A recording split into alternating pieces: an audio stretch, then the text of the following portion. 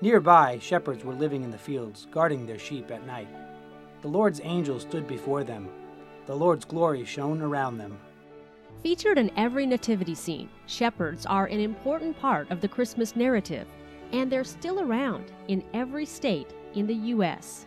I'm quite proud that still today that all the Christians in the world know about shepherds and their sheep. The shepherds were among the first to see the baby Jesus. When the angels returned to heaven, the shepherds said to each other, "Let's go right now to Bethlehem and see what's happened. Let's confirm what the Lord has revealed to us." They went quickly and found Mary and Joseph and the baby lying in the manger. In southwest Texas, Glenn Fisher is a first-generation sheep rancher, but his wife's family has been in the business since the 1880s. It's a solitary life. I don't see any other people some days at all. My men are working one place and I'm working another or checking somewhere, and the cows and the sheep, they don't talk back to me. Glenn tends his flock with a pickup truck and metal pens, but he has the same dedication to the animals that scripture writers described. 14, 16, 18. If one's missing, we'll go back and maybe spend as much time looking for one as we did for 100. Glenn goes home each day, but some shepherds still live much as they did in biblical times. Up in the mountains in the summertime, and one man will take care of 1,000 sheep with some dogs and horses, and he doesn't see anybody probably but once a week when his boss brings him food and salt for the sheep.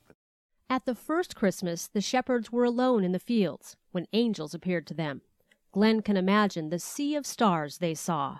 Growing up, we had a star on top of the Christmas tree with a light in it. We had one ourselves, and then it wrecked, and my wife said, "Well, we don't need it or something." And I said, "Yes, we do. That's something that's important to me, to have a star." Was there a star the night Jesus was born? Shepherding is important to Glenn's church family, too. First United Methodist of Sonora was built in the 1920s, funded in part by the donation of 50 sheep from the community. December is one of the busiest months on Glenn's farm. This time of year, when we're getting new babies at the ranch, I like to watch them. They like to run and play, and it's the most satisfying part about ranching, and that happens once a year is all. A time of year called Advent, when all await the gift of new life. The shepherds returned home, glorifying and praising God for all they had heard and seen. Everything happened just as they had been told.